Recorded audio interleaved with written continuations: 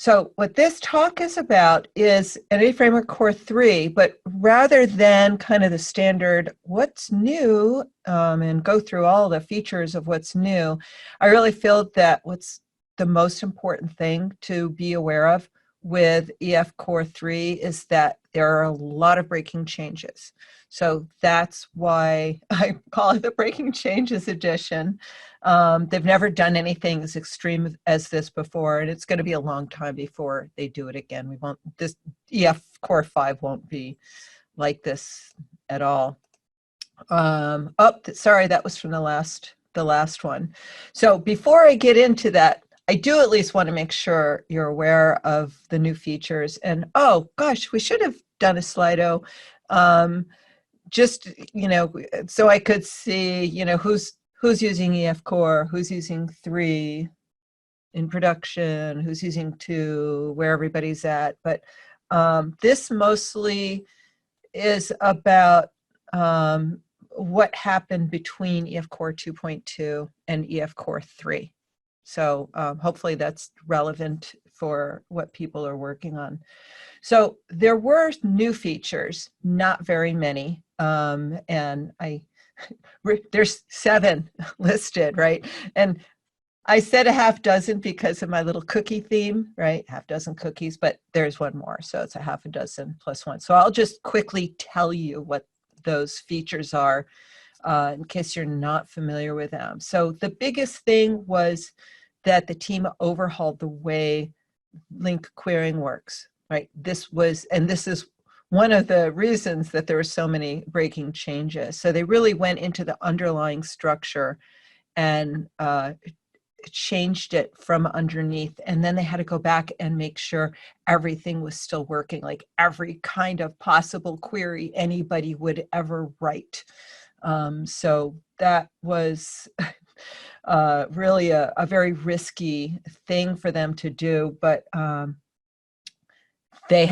talk a little more about that, but you know, they had a need to make a big change for some reasons, and they thought, you know, as long as this thing we can't avoid is going to cause some breaking changes, now would be a good time to also go in and make some of the other changes we've been wishing, you know, like we had things we had implemented that we wished we had implemented them differently, but then we didn't want to because it was going to break, you know, how the workflow of Entity Framework Core. So they figured as long as we're doing it, might as well just take care of all those other things now, which is why this is so much more about breaking changes than new features. So this really isn't a new feature, the fact that they changed the LINQ query, but it's really important. So it's listed there. Also, for any of you who've been looking at or working with Cosmos DB, they've got a provider for interacting with Cosmos DB. And, you know, some people might ask, well, why would we use an object relational mapper, which is, you know, for relational databases to interact with a non-relational database, document database like Cosmos DB? And the biggest reason for that is that people have a lot of experience with Entity Framework and now EF Core. So rather than learn the other APIs for interacting with Cosmos DB, there's, you know, just .NET APIs, there's JavaScript APIs, etc. This enables people who already have familiarity with Entity Framework Core to just use this. There's a lot of other things to discuss about pros and cons and everything, but that's the basics of it. So the provider can create, with migrations, it can create a database for you. You still have to have the database, your account and your database account. The database account is like the server itself. And then it can create databases and then just, you know, databases and collections. And then within there, then you could just do basic, you know, inserts and updates and reads and deletes using save changes, right? Using DB context, DB sets, and save changes and LINQ. They also implemented some of some provision for features of C# 8. I think most notably was the ability to have nullables for entity framework to understand if you've got a nullable property, that entity framework will understand how to map that, because it couldn't do that before. So there's all kinds of interesting stuff around nullability that got introduced with C# 8. There were some other C# 8 features that they supported also with like LINQ and things like that. If you've used interceptors in EF6, that they were introduced in EF6 and then they weren't there anymore when EF Core came out. So the idea of interceptors is that you can intercept messages like queries, if queries are going to the database or updates are going to the database or data is coming back from the database on its way into back to the entity framework APIs, you can intercept them and make changes, like make changes to the SQL that's on its way there, or maybe have some impact on the data sets that are coming back before they're transformed back into your objects. So that was in EF6, and the way it's implemented in EF Core is essentially the same as EF6. So if you've used those and you're hoping they'd come back, they're back.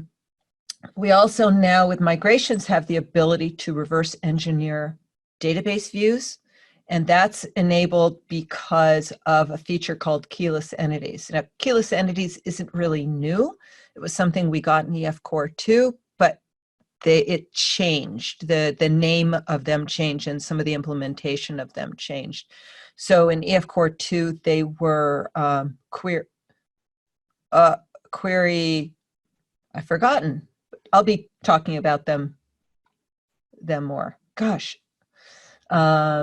You'll see what I mean. So it's the keyless entities isn't quite new, but now we've got this ability, because of them, we've got this ability that if you are reverse engineering a database, you can also include views and it will create entities for you automatically.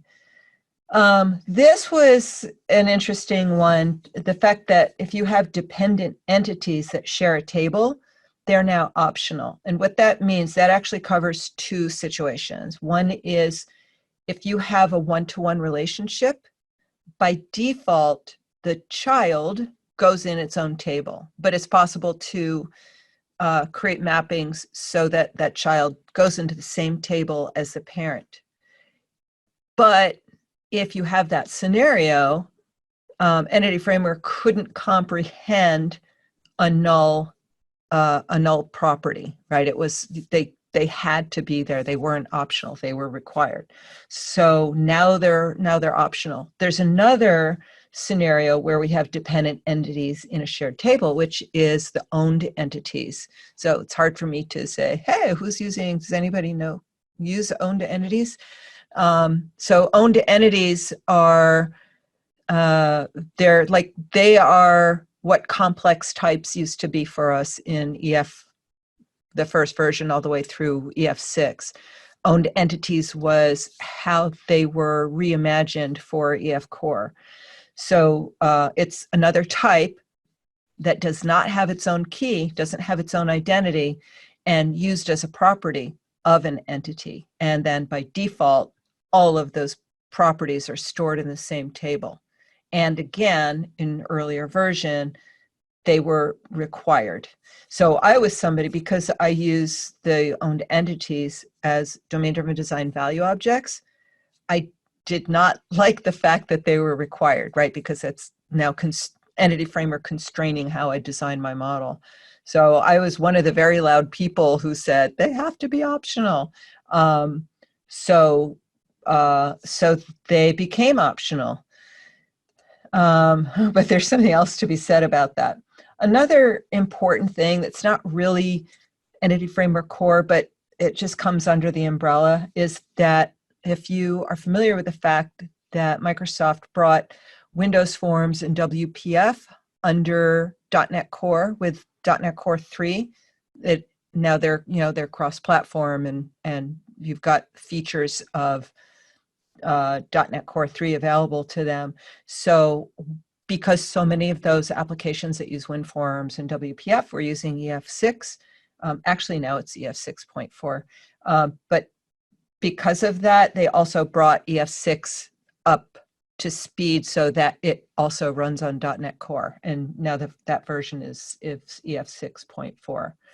So that's interesting. My first way of exploring that was to open up my MacBook, open up Visual Studio Code, create a .NET Core console app with Entity Framework 6 in it, which was like, what? This shouldn't be working, but it works. So that was kind of cool.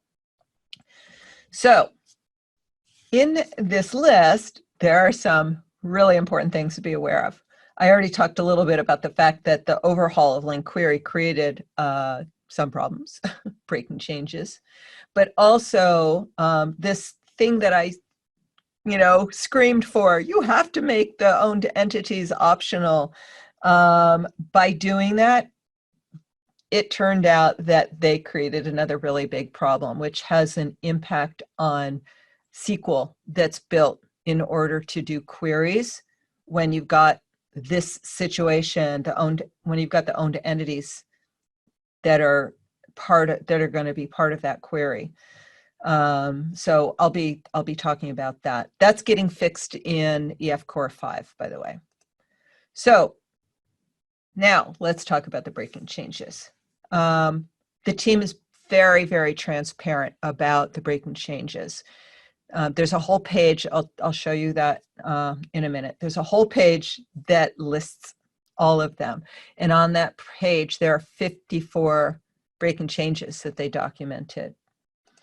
And they've got them categorized. They say 6 of these are high impact, 37 are medium, and 11 are low. And so I'm going to go to this document so you could see it. And I made a bit.ly so you could easily get to it. And that's important to me because for the same reason that this talk is important to me. So if you've got code in EF Core 2 or 2.2 and you plan on moving it to EF Core 3, I'm sure somebody have experienced this already, you need to be aware of these breaking changes, really, not just the high level ones. So what I've been telling people is go to this page and look through all of them, right? The ones that, there will be some in here that as you're reading them, you're like, oh, I've got code like that. I need to pay attention to this. I need to figure out what to do about this. And then there are others that you might have code like that, but you don't realize it, right? Well, as you're reading through. And then others that may have no impact at all. You don't have code that falls into these breaking changes at all. But I think it's really important to read through them all, identify the ones that you really know you need to pay attention to, but just also tucking the other ones in the back of your head. So if you run into them, you'll go, oh, wait a minute, right? So hopefully we're not talking about you running into them in production, right? You're testing before you do all of that. So this is the whole big, huge list, but what I want to show you, what's important, see each one of these has a link, all right, and they've got high impact, medium impact, and low. But as you scroll down, and I could link down, but what they do with every single one of them is, again, very transparent. How it used to work, how it works now, why they did this, right? Like, why would you break it, right? So explaining, we really had reasons. We needed to do this. This is why we did it. And also they explain mitigation. So in some cases, the mitigation is you got to change your code. Sometimes they give you some workaround. Sometimes there's a setting. You can just say, I really want the old behavior the way it worked. It's fine. So they'll show that that's a possibility. And in other cases, you don't have the option of letting it work on the old behavior. So they're explaining what to do. So I'm going to go through some of, the key ones, and not necessarily the ones that the team, some of these are the ones that the team identified as high impact, and some are ones that I find important. So there's the bit.ly. So that's what you should be doing, is looking at that if you're planning to do it. So the first one that's really important was when EF Core 3.0 first came out, they targeted .NET Standard 2.1. This created a problem because not all of the APIs we were using or the platforms we were using were able to run on .NET Standard 2.1.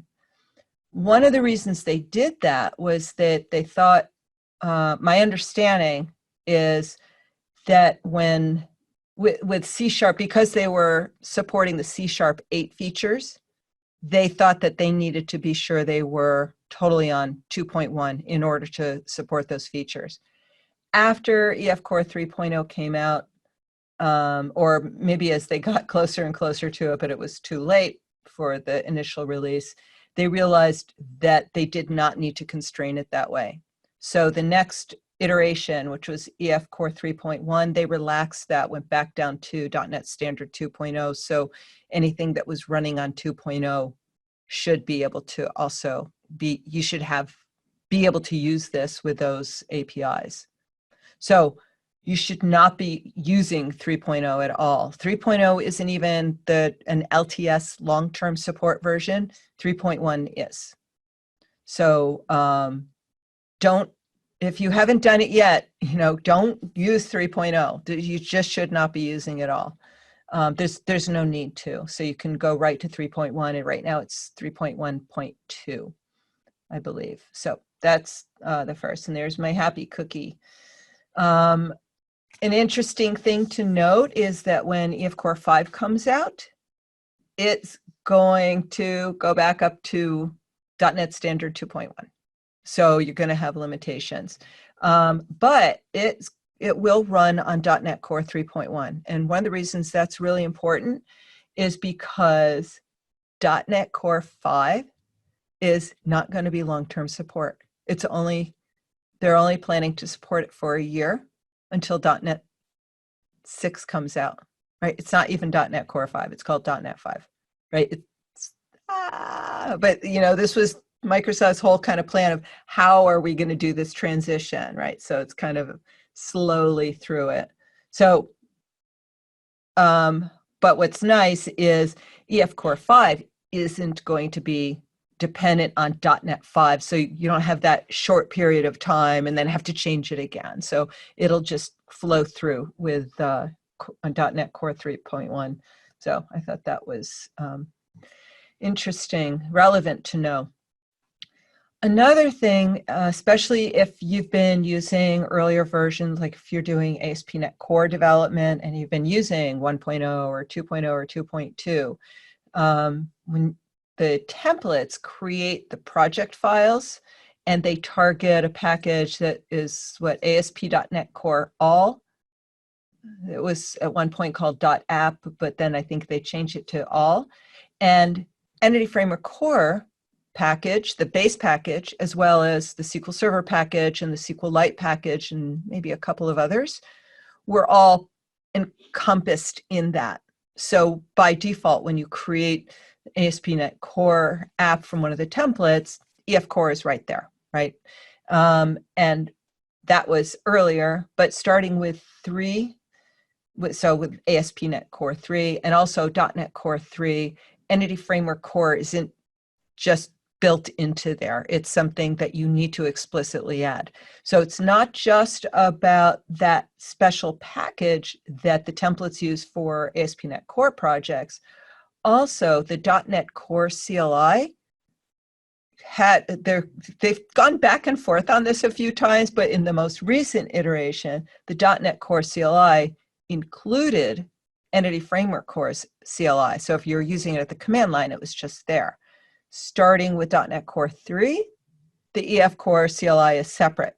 And you only need to install it once on each of your machines, right? And I have I have a handful of development machines, so I kept forgetting, right? And I'd get to a new machine to do some work for the first time with EF Core 3, right? And I would, if you've used the .NET or EF Core CLI, you might be familiar with, like, you just get all these weird messages if you don't have it set up right, or if you don't have the right package in the right project, or the project isn't the executable, and you've got, there's all kinds of ways that you can run into some confusion about migrations not working because you don't have things lined up properly. So this just adds to the confusion, right? Because if the CLI isn't even installed on your computer, right, and you're like trying to run migrations and you're getting the message, you're like, oh, right, it's not in the executable package, right? So you add the the executable project reference, package reference. So you add it into the CS proj and it's still not working, right? So that's the reason. I'm pointing to my slide, which is on the left in case you couldn't tell. That's the reason. So that's just the basic way to get that installed. .NET tool install, and I install it globally, so I don't have to worry about it for each project. And then the second point is about the fact that EF Core isn't included in the ASP.NET Core project templates, so that you have to explicitly add them. And I like that, frankly, because first of all, that's really presumptive to start with all those packages, right? I may not need them. It's not a huge deal when you think about deploying, because if you're using the .NET tools for doing deployment, they won't push up packages that you're not really using. Even if you have them listed in CS Proj and it turns out you don't use them, they won't include that in the deployment package. But still, there you are. You have to explicitly add those things.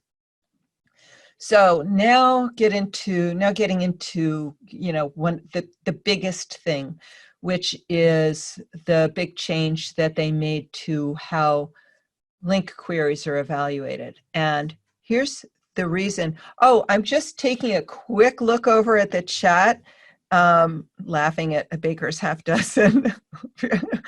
I might have to retitle that slide. I like that. And then the first one introduced the greatest pain for us. Demetrius, is that the LINQ query problems, right? I'm guessing that's what you mean by the first one.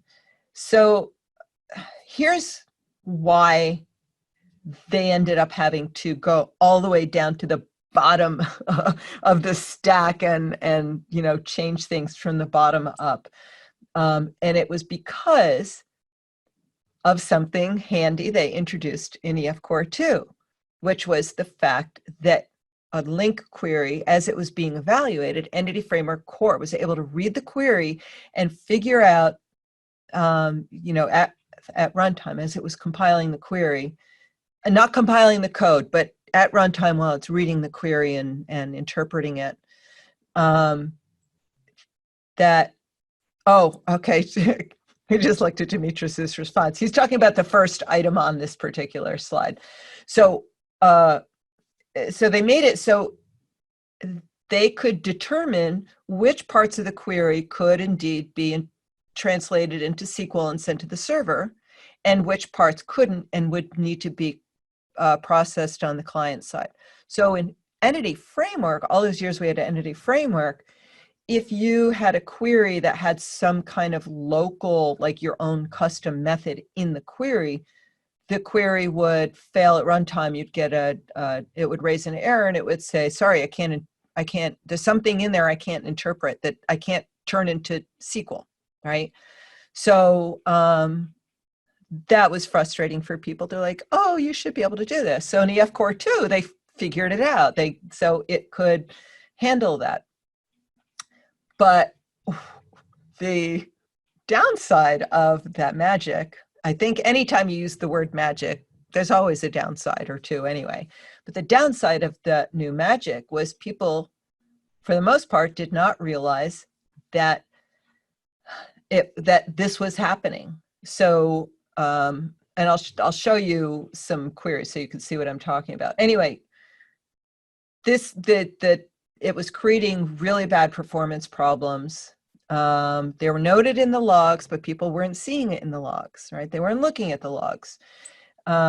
So they, they would, as their database got bigger and bigger, more and more and more and more data got into it, because, say, most importantly, if you have filtering, right? If you have some client side logic that's doing filtering, it would just go to the database, get everything, the entire table, select star, bring it all back down the pipe into your application. Any framework has to process it all.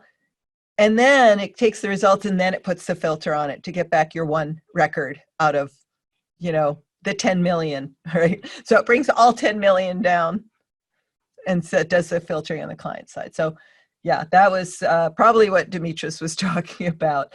Yeah, people were suffering greatly from that because even though it was noted in the logs, it was kind of hidden. So they thought long and hard about how to solve this, and the only way they could figure out how to avoid that problem was to just make sure that EF Core 3 will just throw an exception when it sees that, it still interprets, right? And it just says, hey, there's some client-side evaluation here. We're not going there. It can't do this on build. It only happens at runtime because that process of evaluating the LINQ query can only happen at runtime. So this is why we've got the breaking changes, a big breaking change, right? Because something that would be just note that would work, right? And it might be perfectly okay in your application, right? There might be in other applications, it was creating these terrible performance problems. You might have been A-okay with this behavior in your particular scenario, but now there's no way to say, oh, go back to the old behavior. You can't. It will throw, period, if there's any kind of client-side evaluation in there. So there's ways to get around this. The most important problem, it's not getting around it. You need to be aware of the queries. You need to be aware of which is the server execution and which is the client-side execution, and you need to fix your logic accordingly, right? And probably you're not going to say, okay, well, I'm just going to select star, right? And then I'm going to do the filtering, but maybe you will, or maybe you'll use a view, or maybe you'll use a stored procedure or something.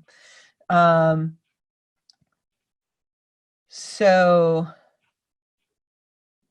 I'll show you a little bit of what this looks like, just because, I could just talk and talk and talk about it. It's no different than reading the documentations. It's kind of fun to see. So I have this project. It is on GitHub. I've made some tweaks, so I'm going to update it on GitHub.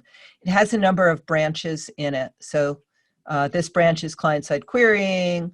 There's one called raw SQL. There's optional owned entity. The master, I'm not using that at all. And there's two projects in it. So they're basically the same, mostly the same code in both projects, doing the same things, but one project targets EF Core 2.2 and the other project targets EF Core 3.12. So you can see the differences.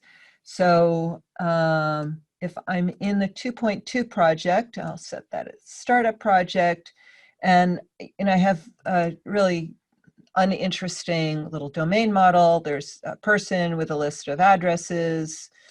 And then I can take these out. These are for showing something about the owned entities later. So all that's really we're using in this first set of demos is person with addresses. And then I have a bunch of queries here where, well, here's just the first query.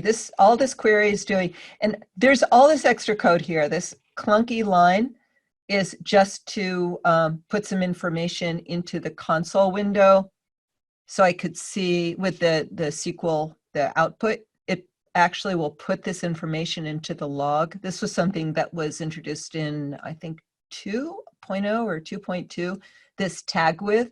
So what this part doing, that excess right there is just to display some information in the log along with the SQL. That's what that is. So I'm just saying, just let me know that simple query. So when we're looking at the logs, and then all I'm doing here is this is just a simple select. But then what I'm doing here is I have, and this is a completely useless method, right? It's totally contrived, and it's just here so that I can demonstrate the client side processing. So I have my own client side logic to take a string and just relay it in the characters in the reverse order. That's all it does. So I'm using that method in a few different ways in the following queries. This first one, I'm actually using it to filter. Okay. So I'm just saying, get all the people, but only filter where reverse string is EILUJ. I mean, obviously, I could just say where first name is Julie, right? So again, totally contrived, but it's a really easy client-side query to grasp. So that's why I'm using it. This second way I'm using it is in an order by, so not with a filter. So this isn't so bad, right? It's still bringing, I'm not asking, I'm not going to get any more rows back from the query. My result set is not going to be any larger just because I'm ordering. But because I'm putting reverse string in here, the order operation is going to happen on the client side, not be included as part of the SQL, right? This third query, what I'm doing is I'm using the client method, the reverse method, in a projection. Okay, so again, that's not going to impact the size of the results. Actually, it will. It'll impact the size of the results in, in my case, in a minimal way. I also wanted to say nominal, and that's backwards of the N and the M. Anyway, in my case, it's a minimal problem, but what is going to happen here is in the projection, I'm only getting back the full name. Oh, full name is one of the, right, full name is this, right? It's just concatenating first and last name. So I hadn't looked at that in a while. So I'm only returning the full name, but I'm still getting all of the, all of the rows of people back with it, right? It's not, it couldn't do this anyway on the server side. I would have to really demonstrate by saying,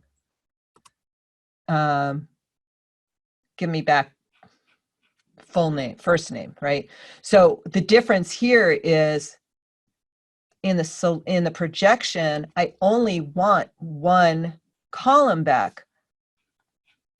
But because I've got the reverse string there, it's going to give me back all of the columns, and then I'm going to process this part on the client side.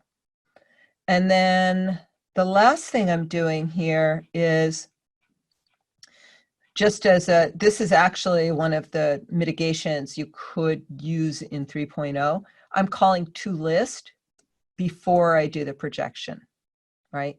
So what I want you to see is what these look like in the logs, what the SQL looks like and what the logs look like. And this is for 2.2. So I'm going to run this and I'll bring the console window over.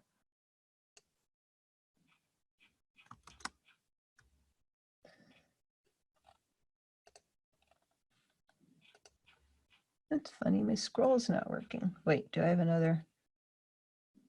Oh, because I have a breakpoint here.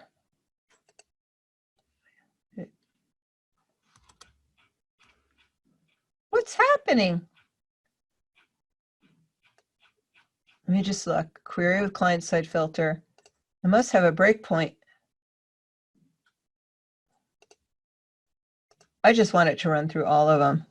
I think this is because I set breakpoints elsewhere when I was in the other branch practicing. Okay, so now I'm going to just scroll. My scroller's not working.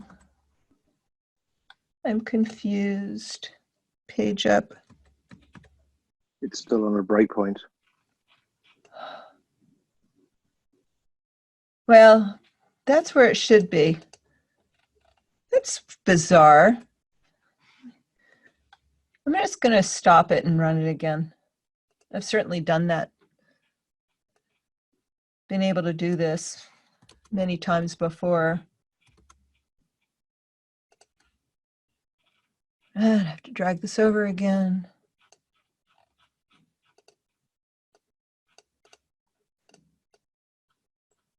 Huh. Nothing else. Oh, well. Oh, so that's, I am at the top now. So here's the simple query, Control M. Right, that's just a simple one where I'm not doing any filtering. But notice, notice these warnings. So the warning up here with a simple query is because I'm using first or default without sorting. That's what that warning is for.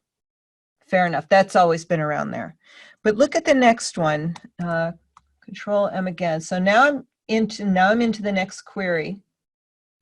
This is the query where it discovered that there was client-side logic, right? So it's just warning me that the LINQ expression where the important LINQ expression that is filtering my result set could not be translated and will be evaluated locally, right? And in my case, there's only one record in there, so it's easy, right? But this is the problem because it's just doing, select star, it's not filtering, and then it's going to filter in the client side. So this is the problem because people weren't seeing this warning and their performance was getting greatly degraded because they'd be getting 1,000, 5,000, 10,000 records back. Entity Framework has to materialize all those results, et cetera, right? And especially if you've got change tracking on, then it also is creating all of this change tracking entries for every one of those objects. So you can imagine how awful that was.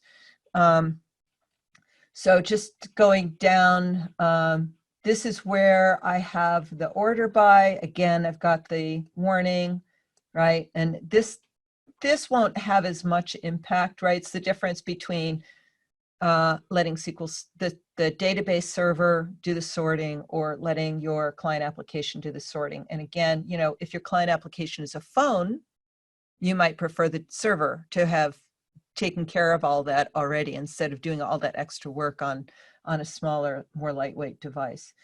Also, I want to point out these pragma, this pragma stuff in the logs.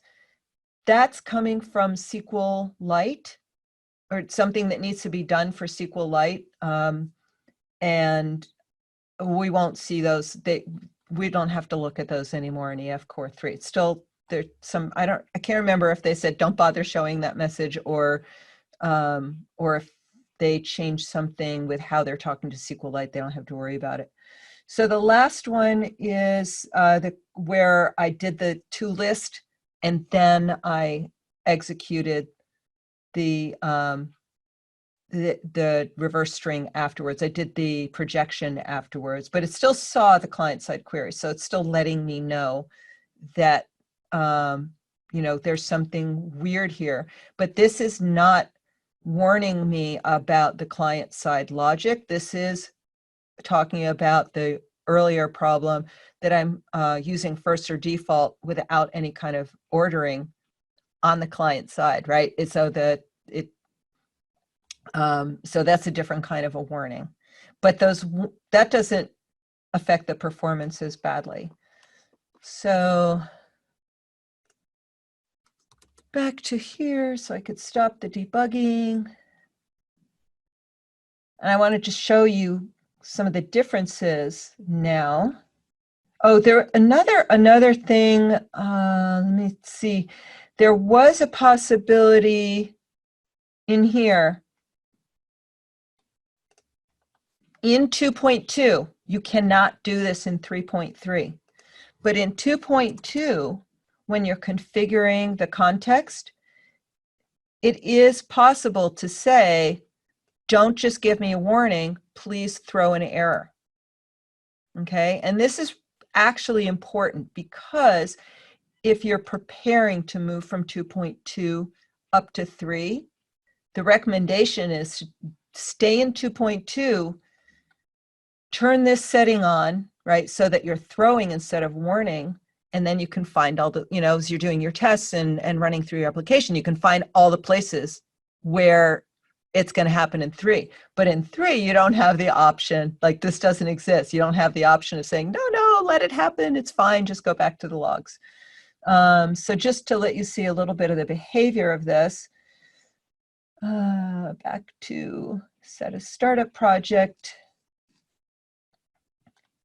I'm going to turn that off. That's in 2.2 anyway. No, don't save it. So this one.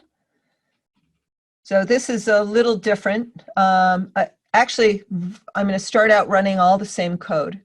So query where I'm filtering on the reverse string, where I'm using select to project after I executed the query, the first query. So that's just a select star anyway, right there.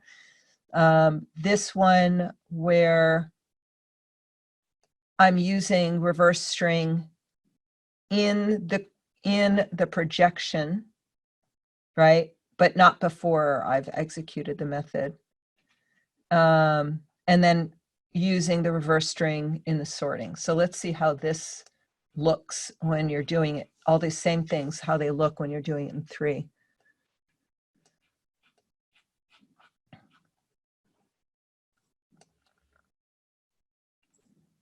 The breakpoints are killing me. I feel like the breakpoints are coming from when I'm switching from one branch to another. Oh, I haven't switched, well, because I switched from another branch. So here comes this first one. I'm about to query with a filter. And instead of just doing it, now I'm just getting, I'm not so handy with the zooming, right? So this is happening at runtime. That's another really important thing. But instead of just doing it and quietly telling me, oh, by the way, we're going to run some of this code on client side, here is literally throwing an exception. And it even gives you some suggestions, either rewrite the query in a form it can be translated or switch to client evaluation explicitly by, executing the query before you are applying the filter, or, do some of these other things. So it's definitely going to throw. And back to unzoom. So, sure, here's a way to do it, but what these methods are doing here, this is going to for sure bring you back all the people, right? But at least, like every row from the table, but at least in this case, you're writing that code, so you know what you're doing. It's not hidden. Although I worry about, those people who just say, oh, here's the mitigation, right? And now they're doing it and they don't realize that they're just creating the same exact problem. So I'm just going to comment that out.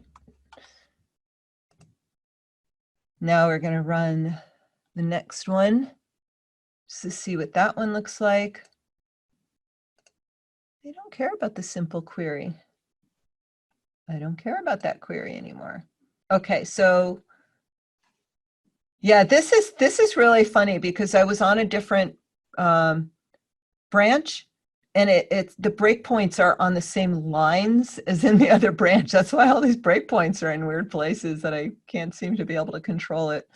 So let me stick them here and here, and then I have to remember later to do the same thing. Okay, so here is where the method is in the select statement, and that's before I'm calling the execution method. So that is actually allowed, right? Because essentially that's not having the same kind of impact on the query that that a filter, like ignoring the filter on the server side. So that is actually allowed, that kind of a query, that won't throw. And then the next one I have that is throwing, this is where I'm using the client-side logic in the order by statement before I've executed the query. So it's the same. I'm not handy with this Zoom. I have to look down, like, where am I hitting this?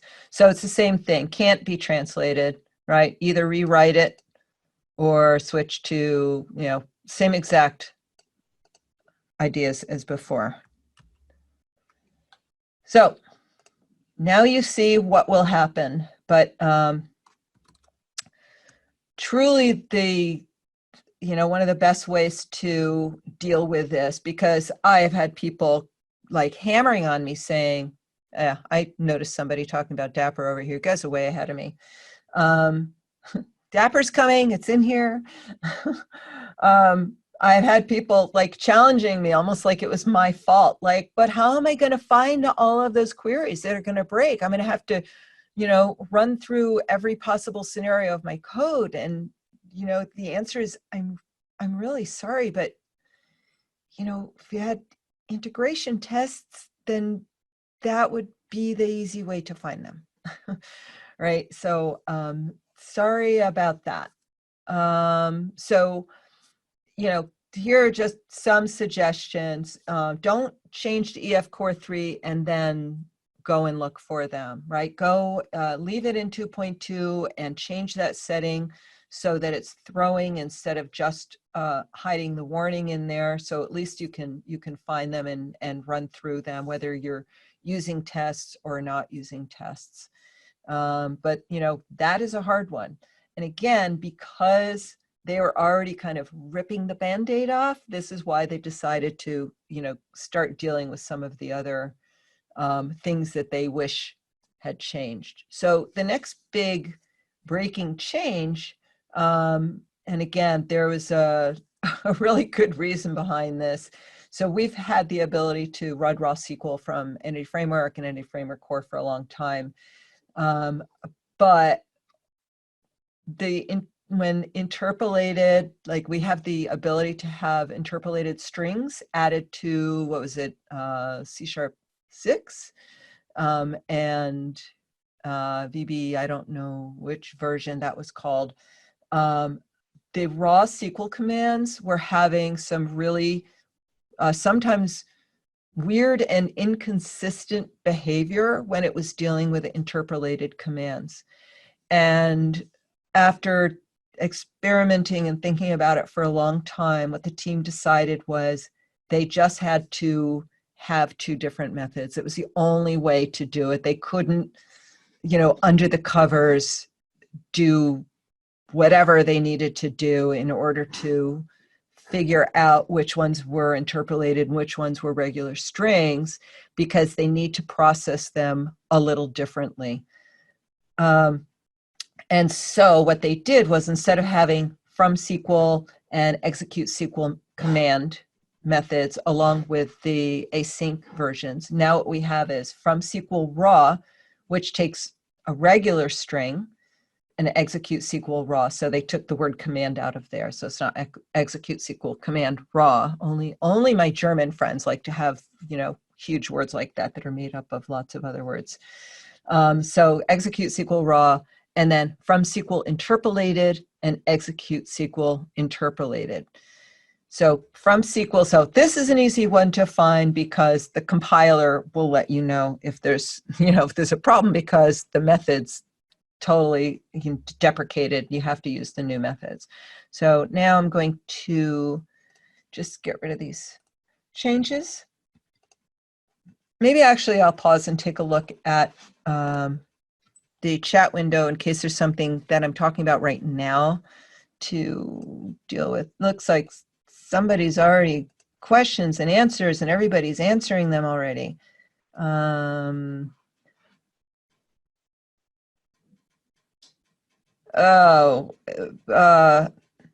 This question, are there performance impacts with break and change to LINQ that would inadvertently affect the create query command? I don't know. I do not know. I'm sorry. Except Demetrius knows. Yes, multiple including some custom logic which could not be translated. Is that an answer to that question, or is that just something related to what I was saying? Oh, so this is going to be hard going through this. Looks like it was different. Okay, yeah. Am I going to upload the video somewhere? No, yeah, Andrea is going to do that. So I don't know about the create query. I'm sorry. So I'm not sure exactly what this was related to. Dapper. Oh, okay. I'm going to talk about Dapper later, but does Dapper, can EF Core 3 compete with Dapper in terms of performance? Yes and no, right? There's certain scenarios where, they're going to be about the same, but the whole point of Dapper is it was created by the guys who build Stack Overflow, and they have billions and billions and billions of data to deal with. So the littlest thing they can do to tweak performance is really important, right? So there's a level at which depending on what your application is doing, how much data you're dealing with, where there's no question you should be using Dapper because it's going to be a lot faster. But there are trade-offs, and you'll actually see that in a little bit when I get to the owned entities. So I'm not going to talk about that much more. So back to the change to SQL and raw SQL. Now this is kind of funny to me maybe, although it wasn't when it first happened. So I had, I had the demos in 2.2, and so this is 2.2 where we've just got from SQL, right? So just for those of you who are not familiar with interpolated strings, this is an interpolated string. This is how it's represented in C#. So first of all, the way I'm expressing it, letting C# know it's interpolated is by prefacing the string with a $sign. But what we're doing is instead of having to concatenate when I've got variables involved, I can just put the variables inside of braces, and then C# will, before it does anything else, C# will transform this to put, the word Bryce in here. Okay, so that's really handy. But so there was a number of really weird edge cases, and then and it was unpredictable. But one of the really weird things that was happening, and it was happening in this case, and I'm not even going to bother running it now because last time I ran this, it wasn't happening anymore. I'm like, wait, this used to be the problem. So I think that's a good expression of its inconsistent behavior. But what would happen is when and I'll actually show you this when we, I'll show you this in 3.1 actually, which is what would happen is as it's putting these values in there, there's no quotations around them. So SQL would, like your SQL server, would read that and think you were taught that these were column names. right? Because there were no quotes around them. That's the problem with the interpolated strings. If it wasn't interpolated, I don't even have an example of this. If it was just a regular way of doing formatted string with parameters, then it knew how to get the quotes in there, it understood that they were parameters. But so that's what one of the weird things. It was really interesting reading through the GitHub issue where this first was brought up, because people were showing some really weird scenarios, and then it was working and it wasn't happening and it was just doing different things. Anyway, so back over on the 3 side, there's still something worth noting here. So here's the first one where I'm just using from SQL. I'm using, this says from SQL interpolated, but not really. I'm going to say from SQL raw interpolated. So what I'm doing here is I'm using, remember now we have from SQL raw and from SQL interpolated, and execute SQL raw and execute SQL interpolated, right? But in this case, I'm using from SQL raw. That expects a string. You see there, that expects a string. Whereas from SQL, do I have from SQL? I don't have from, I'll have that. But the interpolated ones, come on. Seriously, it's because it's too big. There. It sucks. Do you notice that because this is one of the interpolated methods, it expects a formatable string, right? So formatable string is, where you can, that's going to be an interpolated string. So let me show you if I run this. Also, yeah, notice the breakpoints are all over the place now, right? I never realized that those breakpoints are moving around because of moving from one branch to another. So if I try to run this, notice it did not tell me at compile time there's a problem, but look at this. There's some big failures, big problems, but also this is actually kind of the thing that was happening in 2.2 all the time, but it's happening here because I said you're getting a string when I was passing an interpolated string. And if you look at what got passed in, there it is.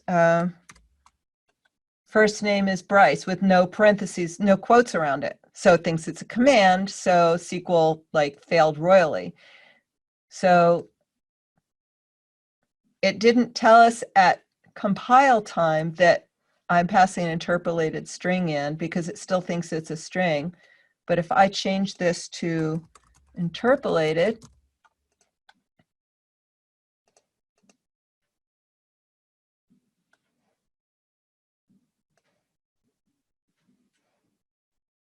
look what it did. It took, this is just a plain old string, right? And there it is right there. Select star from people where first name is Bryce. But because I'm using that command, Entity Framework broke it up and made a parameterized query out of it. So a parameterized command out of it. So it figured it out. So that's what they were able to do by splitting up that logic. That was the way they're able to handle interpolated strings, right? If you use interpolated, then it will understand how to process them. But if you use SQL raw, then you want to pass in plain old SQL. So I think that's enough to show you about that. Just looking to see if there's more questions in the chat. So let's see, what else have I got here? I got more.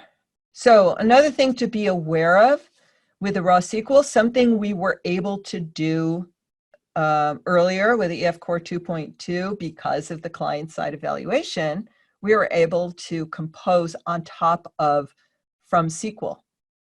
But now we can't do that anymore.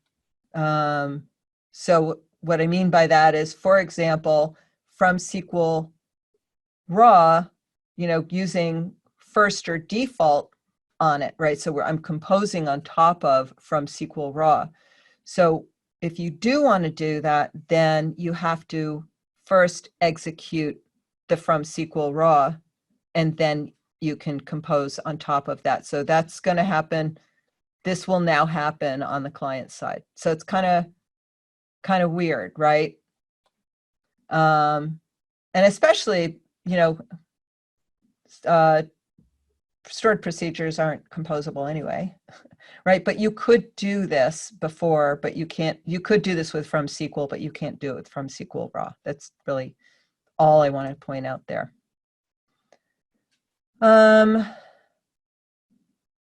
This actually, yeah, this is not a breaking change, but it is a change, and I just wanted you to be aware of it. And it is, I guess, it considered a breaking change for anybody who's dependent on the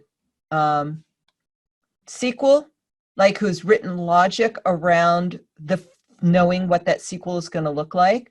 So in EF Core 2, graph queries were actually broken up into multiple queries, because before that, what we would get is for an include and also for projections, what would happen, like in EF, just in Entity Framework, it would write this whole big, huge join query and then get duplicate rows, like the parent rows would be duplicated.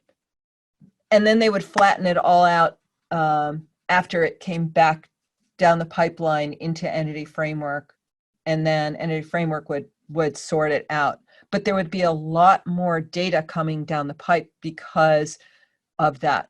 So for that kind of efficiency, they split them up, split the queries up, returned multiple query sets, and then sorted it out in the end. So they're sending a lot less data in a lot of those cases, a lot less data coming down the pipe.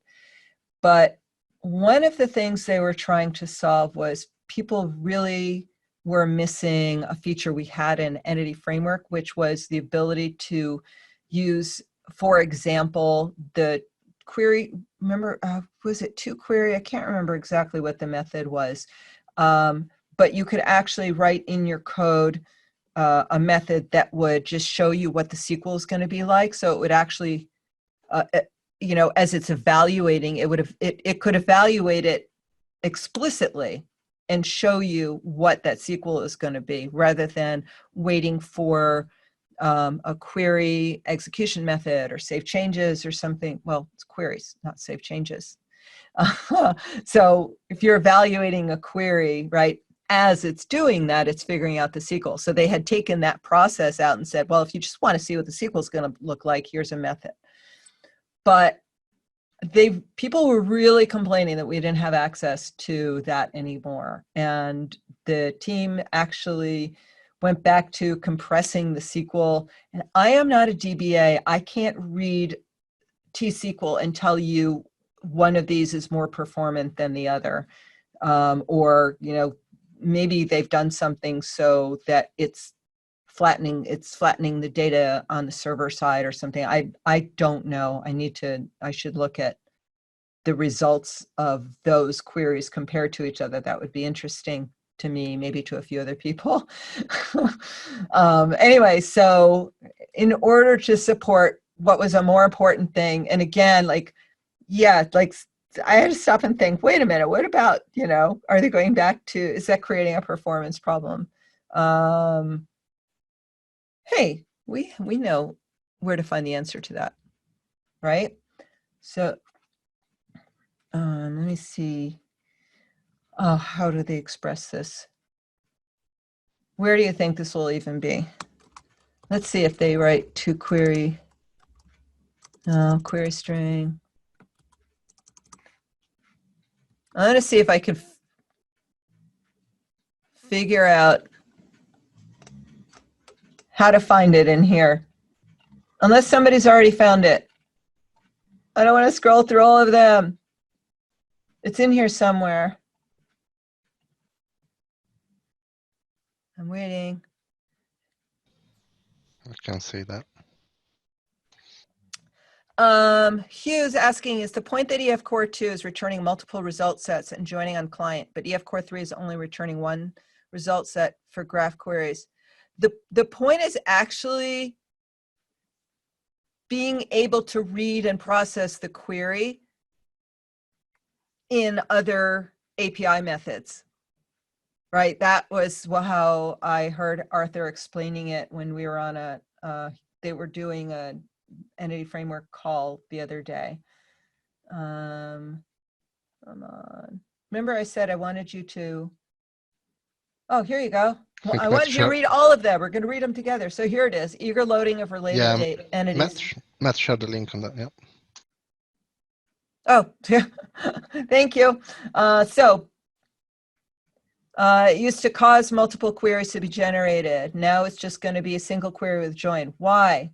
Issuing multiple queries to implement a single LINQ query caused numerous issues, including negative performance as multiple database round trips were necessary, and data coherency issues as each query could observe a different state of the database. Oh, I hadn't even thought of that. So that's funny. Actually, guess what I'm going to do for the next people around.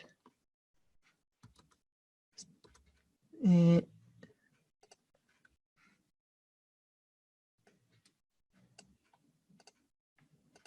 going to stick a note for myself in here. I'm going to put it right here. Come on. And I'm even going to put this here. All right. How's that on the fly? Cool. So that's for the next time around. Thank you for helping me improve. Okay. So do I have those queries? Well, I'm just going to leave that one to hand waving, right? So you saw an example right there. I don't need to demo it. And also now we know better what the reasonings were. There was actually, it was that, I didn't even think of that, right? The kind of a race condition of the fact that you're executing multiple queries. The database could change in between. Whoa, that's big. So we're all learning together. Okay, so remember this other like, right? I feel a little responsible for this problem. Right, I was like, you have to make this change. So what the team did not realize is when they fixed this problem, most importantly, so that owned entities, which I and many people doing domain-driven design use to formulate our value objects, it made it so that value objects were required. If we used a value object as a property in EF Core 3, if you use a value object as a property in EF Core 2, it was required.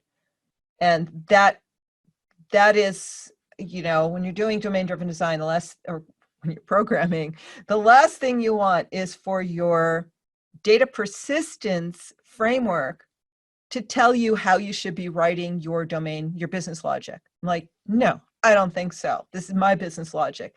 If I want those properties to be optional, so sometimes, you know, I may not have values to put in them, that's my business logic and that's my business. I actually came up with a workaround where I solved the problem inside the DB context class, inside of save changes, and also when retrieving. So I actually made it so that you could write your code and it was okay to leave it null, right? Because in your regular business logic, that worked fine. But when it came to DB context, that was who was going to complain about, like, oh, that can't be null. So I looked for the null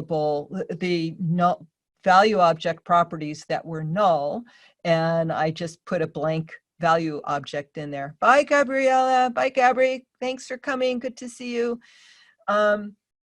And then actually some of the guys on the entity framework team helped me improve on that. So I used that, I wrote an article about it, whatever, so just did all of that. So I did have a workaround that was self-contained inside of entity framework logic, which was, the goal, right? I don't want to have to solve this problem that entity framework's introducing and solve it in my my business logic. No. Anyway, so they fixed it to make it optional, but then they created this other problem, which was okay, it's actually I don't want to stop that right there. So it created some really weird, really extraneous joins in the queries, because the properties, the way owned entities work, they're kind of faking actual entities, and they actually do have IDs in the background. They're using shadow properties, another thing that was introduced in EF Core. So they use shadow properties to kind of fake the fact that there really is an ID in that owned entity, and then they do all this weird stuff in the background to just make it all work. So it treats it under the covers, it treats that value object or the owned entity as though it's just a related one-to-one or one-to-many. It's a child object with its own ID, even though in the end, when it gets stored in the database, in the code, it doesn't have an ID, and in the database, it's actually stored in as additional columns in the table that's the parent table. So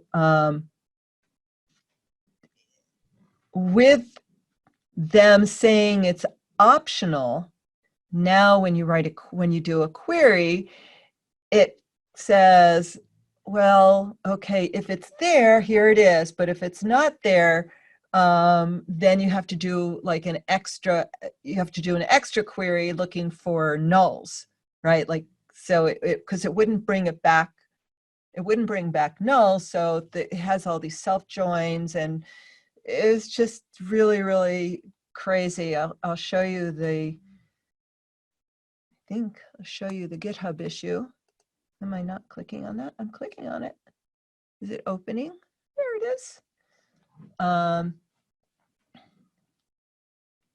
So people were reporting this. So this was just like select star, right? It's just a simple query where it's just saying, here's, get me all the orders with just a little, a little nothing of a filter, right? And then it was doing this weird left join with an inner join. And then they were getting, reporting weirder and weirder ones, especially if people are having multiple levels of owned entities. So like you have a regular entity with a property that's an owned entity, or maybe it has a multiple properties, each of those being owned entities, right? Or maybe you have an owned entity that has its own owned entity as a property, right? So when it gets layered, then it starts getting like really, really crazy. And it turned out this was the reason. And as a matter of fact, the team for so this is fixed in EF Core 5 coming up, and they actually, I believe they're changing. I think I haven't looked at it. I think they're changing how it works under the covers. I'm not 100% sure. This is not listed as a breaking change because it's not breaking anything, and they also did not realize it. And as a matter of fact, the way I found out about it was some developers actually from the UK contacted me and said, we've got a problem we can't solve. We want to make sure we're not doing something really wrong, right? And so they showed me the query, and we looked at things, and I was looking at the code, and I said, wait a minute, like playing one of these things is not like the other, right? Like, and I said, you've got an owned entity there. I wonder if this is because of the owned entity that's happening. So, and they had really done their due diligence and read and Googled and looked at Stack Overflow and tried all these different things. but they hadn't happened to put 2 and 2 together, and about the fact that the owned entity was part of the problem, right? And I saw it quickly because I use them a lot and I think about them a lot. So as soon as I Googled owned entity and, like weird query or something, I found this issue and it was like, oh my gosh, I can't even believe it. And there was, so look at this, 77 comments, right? So some of those are from me now because I've got involved in it. So there was actually 3 ideas for dealing with this problem. And it turns out that one of the ideas is, well, one of them is really sad. One of the ideas actually is not viable. And that is, what about just writing the query that you need and using raw SQL? Well, I tried, that was one of my ideas, like, oh, either use raw SQL or use Dapper, right? So one of the options is stay with EF Core 2.2 until a fix comes out, right? Fair enough. But another is to, isolate the problem queries, those queries that have owned entities, and you've done logging and tracing, and you can see where it's creating these queries. So isolate them. I mean, that's always good to do anyway, right? Put them in their own logic. And I don't happen to use repositories like repository pattern. I put logic, encapsulate logic as I need it to be encapsulated, and separation of concerns and all of that. So one of the ideas is, if you really do want to stay using EF Core, you could isolate those problem queries and then, using the ideas of CQRS, separate the read views, the reads from the updates, and then for the reads, use Dapper for those reads. And then the interesting thing is, when the fix comes out, if you can leave it with Dapper, or you can say, I'll go back and I've got them all in one place, so it's easy. I don't have to go looking for them again. I can just go in here and kind of, fix those queries and make that all work. Interestingly, I had done some work with building a hybrid app with Dapper and Entity Framework years ago. This was actually with EF6. So I've done that. I just hadn't done it with the EF Core. So the interesting thing was also considering from SQL, right? From SQL interpolated or from SQL raw, because it's the same kind of thing. With Dapper, you're passing in your SQL. And with from SQL raw, you're passing in your SQL. Why couldn't you use both? I also, before I flip over to the code, I also want to point out that people are also talking about using value converters.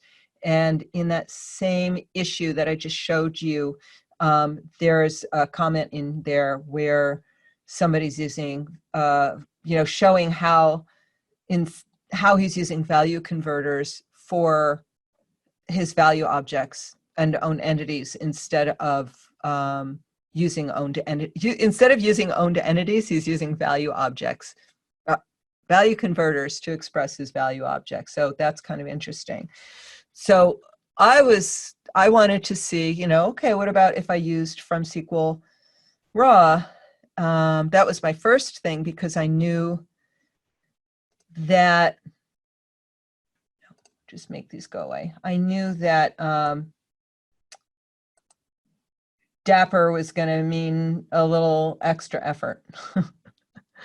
So quite often that extra effort, like you have this balance when we're writing code, right? Like, where do you want to feel the pain? Writing a little extra code or whatever, right? So that's not fair. I don't want to say or whatever. I mean, the balance between, if I'm thinking that my options are from SQL raw or Dapper, I'm going to first look at from SQL raw, because that's going to be a lot simpler to implement.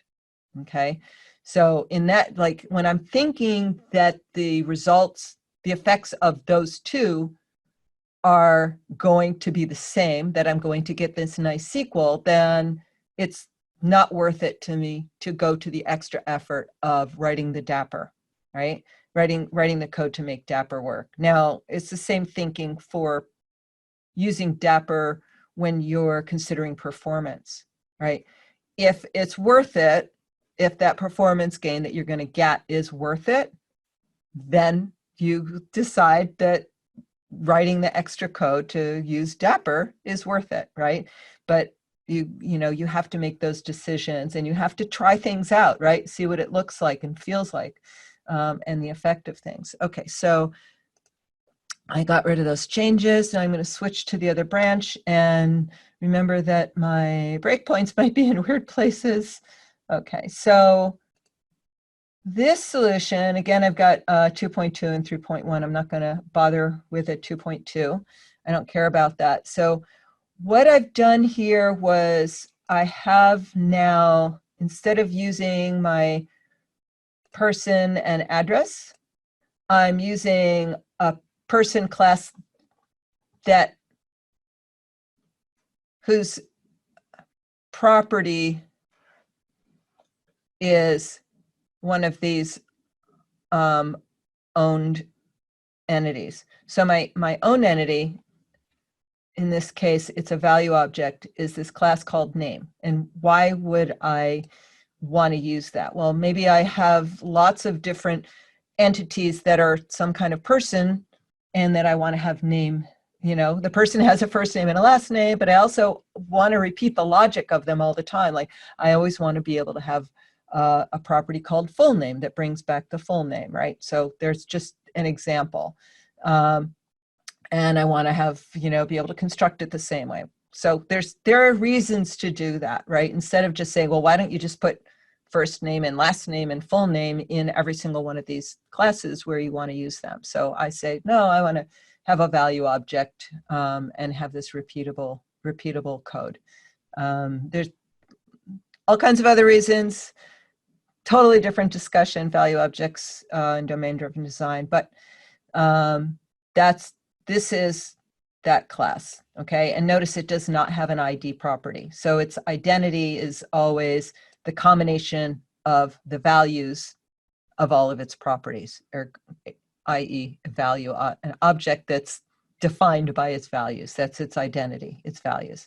So now I have, instead of just plain old person, I just named it differently, person with owned name entity, right? So this is constructor, and I have an ID, and I have a property called name, and name is one of these name classes here, right? So there I'm using owned entity.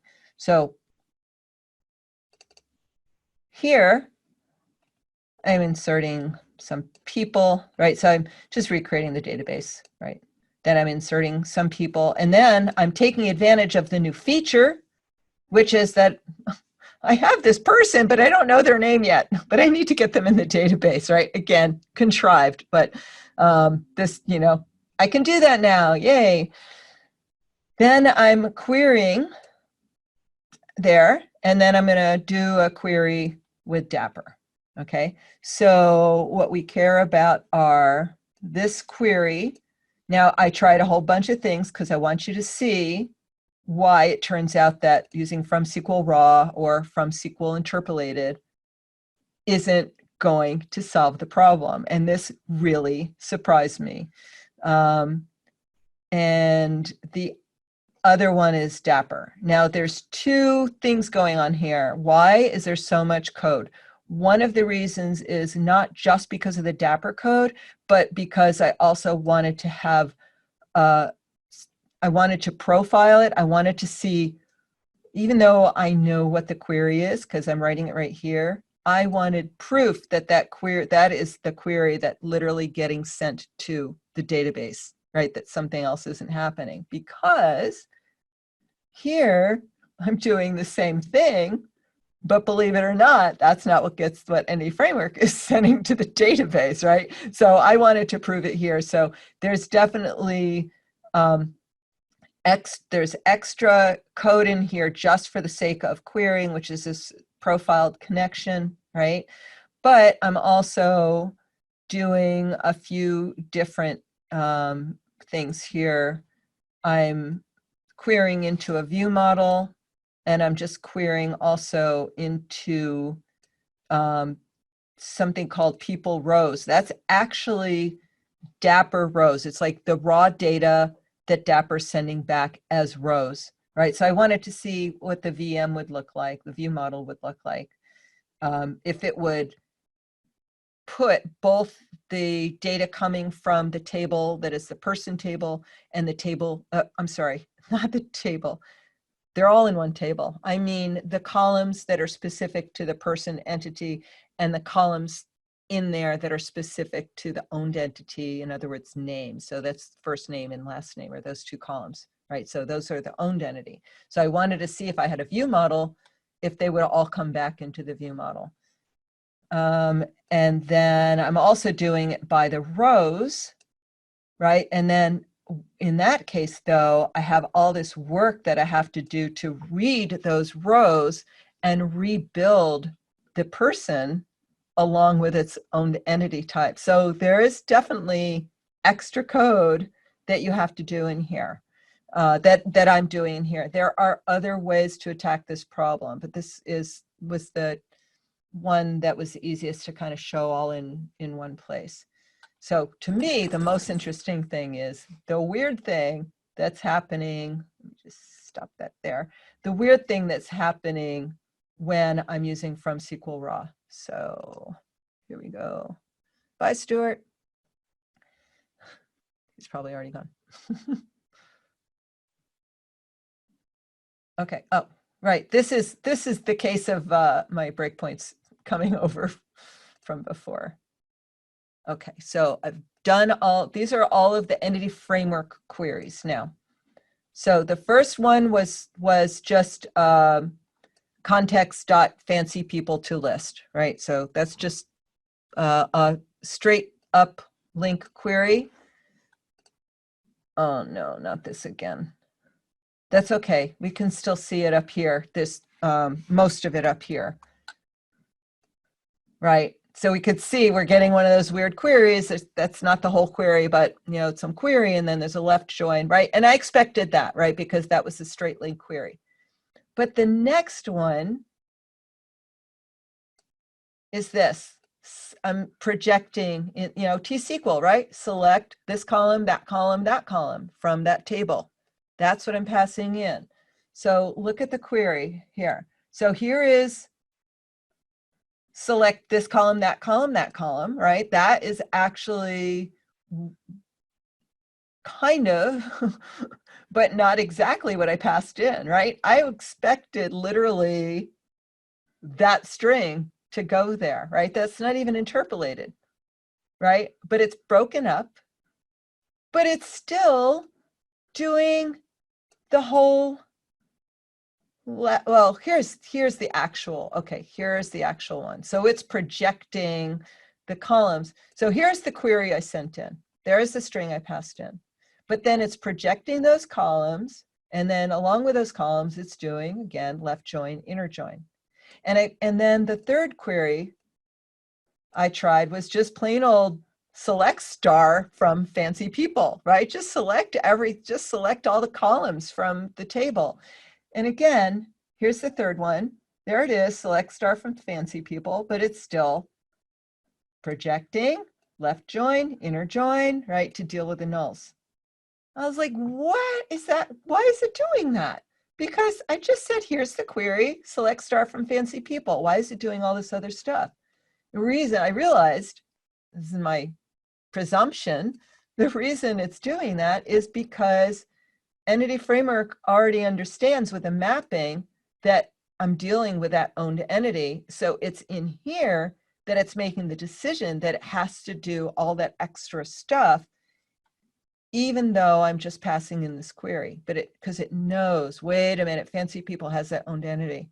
I have to do, you know, I have to fix that up. So it's fixing all that up. So that's not working for me. So I'll just let this run through the code. I'm not going to explain all the Dapper code, but again, you know, there's two things happening here. One is I've got the profiler, and then I'm, you know, building the Dapper connection, and I'm getting back the rows, and I'm iterating through them and building my objects back up. So I run through that. Please tell me I've hit the breakpoint. Hello. Oh, there at the breakpoint. This is all the code that came in from Control M. This is all the code that I got. That's it. Right now, why is it happening twice? Because remember, because I was trying two different things. So I really did pass select star from fancy people in 2 times through Dapper. So I'm seeing that twice. But that's all that got sent there, right? Not all the other stuff. So, and notice, so the query select start, I'm trying to not make this take over the monitor. So the query is bringing back all of the columns, and what's in all those columns are, the ID and also those columns that came from the owned entity, right? So name underscore last name and name underscore first name. Then I read through them and I had to rebuild the objects. So Dapper can't do that on its own with the owned entities. It can't rebuild the full objects with those properties that are coming from the owned entity property. So I had to explicitly do that. But then in the end, I was able to, recompose those people and their names. So that is a way around dealing with that for now. If you really need to move to EF Core 3 for other reasons, but you've got owned entities in there, and those queries, the query performance is getting in the way. And this is something that's really, really important to me. So that's why I'm spending so much time talking about it and sharing that with people, because I do a lot of work with domain-driven design. I care a lot about value objects, and I really like using Entity Framework, and I love how over these iterations, Entity Framework gets better and better at mapping these my domains. I'm writing domains the way I want to, using the patterns I know from tactical design and domain-driven design. And Entity Framework is getting better and better at handling those mappings kind of out of the box, either out of the box with convention or with adding in just some additional mappings, in the context using Fluent API. So I love being able to do that. There are places, of course, where it just isn't going to work, and I have to have a data model in between and then map and do all this other stuff. But Entity Framework is getting closer and closer. So I really like that, and that's why this particular thing is really important to me. And I bet if I said, okay, everybody who even uses, owned entities, like maybe only 2 people are using them, right? And you're like, oh, so that was really interesting, but it's not relevant to what I'm doing. So the people who it's relevant to, though, it's very relevant to. So I think that was the last bit of the things I wanted to show. Yeah, there's my proof, because there's my my URL again. So that's what I wanted to show you, and it's been an hour and a half, like I said, hour and a half. I Super on time. could do it in, Yeah. it's just coincidence. I guess And if anyone has any questions for so Julie. I'm looking at the chat as I you haven't seen can see now. any new ones. All right, so all these other ones. So yeah, I answered Hughes. Thank you, Matt. Let me just see if there's anything higher. Just got one at the Philip's bottom now. talking about how beautiful Dapper is. So something interesting is happening with the NA Framework team, which is they're now saying, look, we're not trying to get everybody to use Entity Framework 100% of the time. We want you to use what works best, right? And so they're talking more about, how they're going to, even maybe in documentation, integrate Dapper and, recommendations for when to use it and everything. So I really like seeing that. I mean, any framework is a great tool. So try to find your repo you're using. We're not sure what it's called. Let's go look, and I'm going to update it.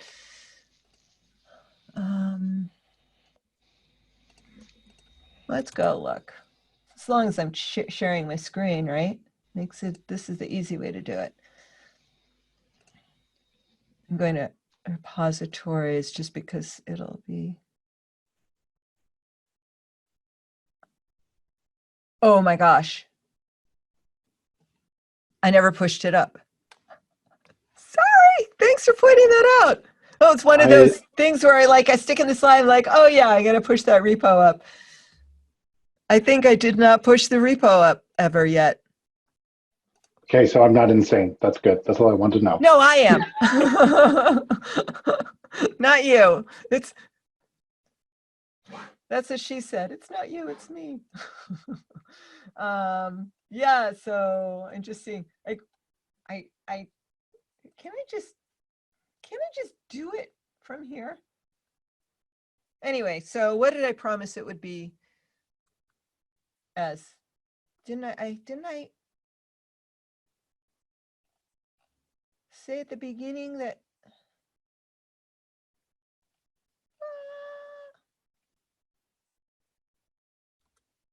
sorry, I'm not trying to make you all get dizzy. To be fair, if you just tweet it later after you push it, Yeah. just let us. I'll drop it on the meetup. That's cool. Yeah, absolutely. Yeah, that's perfect. Yeah, I'll drop it in the meetup comments. So yeah, I just Right. I haven't pushed it up. That's all. A couple of new questions, Julie. Jason, no, you're not crazy. So Stefano, there are a lot of discussion outside about the utility to have the repository pattern with EF core. Oh, the repository pattern question. Sorry, this is not you. It's me. I have a lot of thoughts about it. So the first thing, one thing that bothers me is when people say you have to use the repository pattern, right? And the other is when people say you're using entity framework or EF core, you should never use the repository pattern with it because it's, it's already a repository. So I don't like black and white things, right? There's always reasons to make these decisions based on your scenario. So I am not a fan of the repository pattern personally, but I know a lot of people use it in scenarios where it makes a lot of sense, most especially when you have just plain old CRUD stuff, right? You don't have any fancy logic. You're just getting data in and data out. In that case, Steve, ooh, don't tell Steve Smith. Steve is one of those people, right? Steve is one of those people who has used it and had really good success with it. And as a matter of fact, this is what I'm saying here is based on my conversations with Steve, because we do a lot of work together. So Steve Smith, AKA our Dallas on Twitter, and he and I did a domain-driven design course together. We're actually going to be redoing it this year. So if you've got just basic CRUD and things are simple, then a repository pattern on top of the DB context still makes sense, because that becomes really talking about encapsulation, right? Do you want to have your entity framework code, directly in this business logic, right?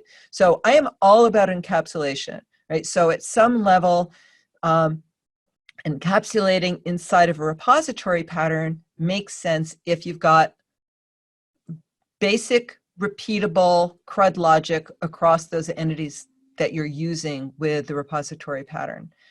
But in many cases, the queries and logic that you want to use in your business, in your application, are more specialized, right? So that's what I do. I think about encapsulating. I still am encapsulating my data access logic, but I'm creating the methods that make sense, that work directly with the solution that I'm building. So just as an FYI, and this also is a course that I'm going to be redoing for EF Core sometime this year, but Steve and I are going to do the DDD course first, but let's see, bit.ly PS EF ent. I remember that right? Ah, yes, okay, good, because sometimes people make bit.lys that look just like that and it goes to a porn site or something. Ah. So I wanted to point out that my entity framework in the enterprise course, now this is done using EF6, but most of the, since it's about architecture, most of the patterns are this, the ideas don't change just because we're going to EF core. The only thing that really, the only real thing that's changing is this testing your apps when any framework is involved, because testing has changed with EF core than when it, from what it was in EF6. But the reason I wanted to point this out is because I have, this is it. Where is it? Where is it? Sorry. Oh, here he is. Look at the title of this module, Understanding Entity Framework Encapsulation and the Great Repository Debates, because that's how I see it, right? And then, so I'm not saying don't ever use repository pattern, and I talk about pros and cons and when it's good to use, and I also show how to use it, right? And I talk about dbset being a repository, right? So trying to just go through those conversations and all those pros and cons. And then I also go through some of the patterns. So here's, generic repository, right? And the generic stuff. And then I go into building more customized encapsulated classes for your data access logic. Anyway, so you just happen to ask a question that I have a lot of passion about, so you get a big answer. Oh, look, Steve Smith speaking in a few weeks at .NET Southwest. Yay! Okay, so you can ask him too. Yeah, we do a lot together. Yes, thank you, Eric, for pointing out the EF Core community stand-up. They just started the first one last week, and it's great. And also, it's nice for me because I'm seeing all my friends on the team that I don't get to see because we can't travel together. So Michael asks, thank you. Thank you, you're welcome. Would you say the upgrade to 3 is worth it? Sounds like we'll need to do lots of scary work to get there. So the big selling points of upgrading to 3 is sticking with the important work that the team is doing, that they the things that they think are important to include. And as Entity Framework evolves, there will be more that, there's even EF Core 5 is going to have even more new features and a lot of features that people have been asking for, so I think it's about there's 2 pieces. One is if there are features in there that you are worth it to you to go through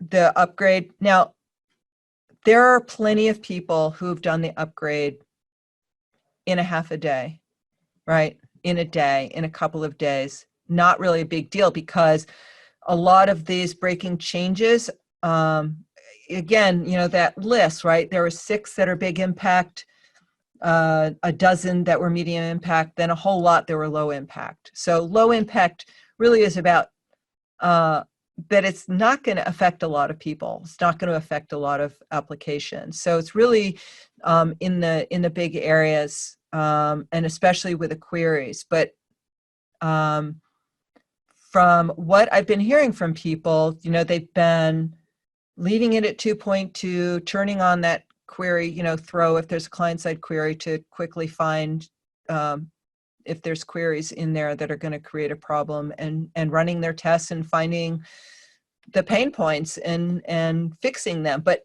having that list and understanding what they are, so it's not surprising, right? And then having all these ideas that are relayed, some of the things I've shown you, but some of the things that are in that big list, really gives you a leg up on what to do when you hit those things. So it shouldn't be too painful. I think the people who are experiencing the most pain are the ones that don't have tests. Sorry. So yeah, because they're like, we don't know where this stuff is going to be or where it's going to pop up. We have to just run through every single thing to try to find it.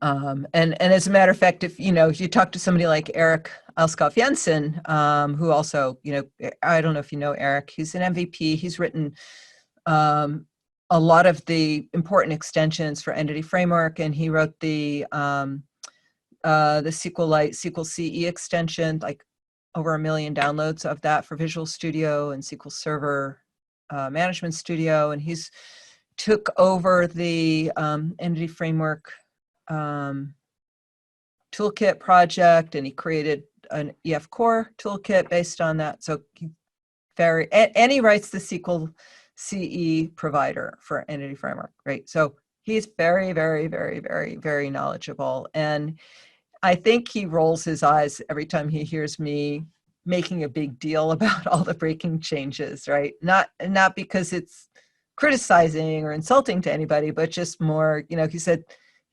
I think his experience is that less people are having that amount of pain with it. But, I hear about the pain because people come to me when they're having so many problems that they can't solve, right? So I'm hearing that more. People who are having an easy time of it, nobody's coming to me and asking for help. So that's why I kind of focus on it a little bit. Let's see if there's anything else in here. No, thank you. Oh, thanks. It's, always fun for me to do. I hope there was useful information in there for you. If nothing else, that you felt like you got a little social nerd time tonight. Julie, there is one question that slipped through from Matt. He asked about in-memory database for testing. I don't know if there is an improvement lately on that. There's no changes to it, and I think that the team, they worked hard to make sure these changes they made to how the querying works would still work with the in-memory provider.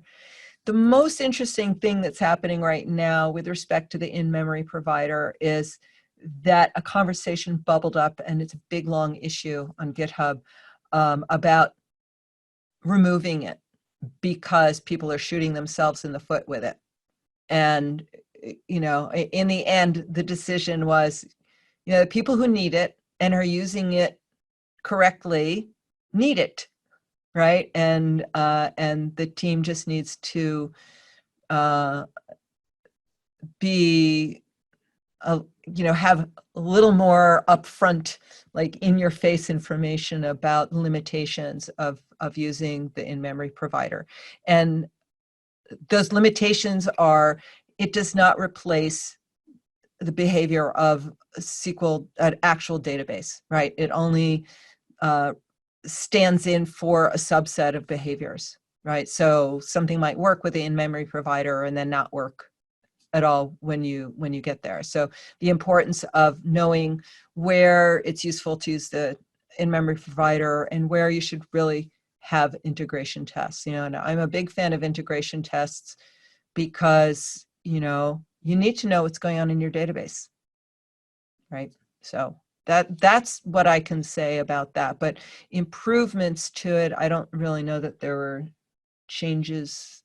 I would have to, go into GitHub. So, that list of the breaking changes and the baker's half dozen improvements to new features, right? That's just a subset of what came into EF Core 3. There was also a slew of GitHub issues that would come under the umbrella of, fixes and improvements and tweaks, right, as opposed to new features and breaking changes. So the team usually, when they have their blog posts about, here's a new update, they always have a link to here are all the GitHub issues related to this release. So you can always look in there for that. That's it. That's what I Fantastic. got. Thank you. Thank you, Julie.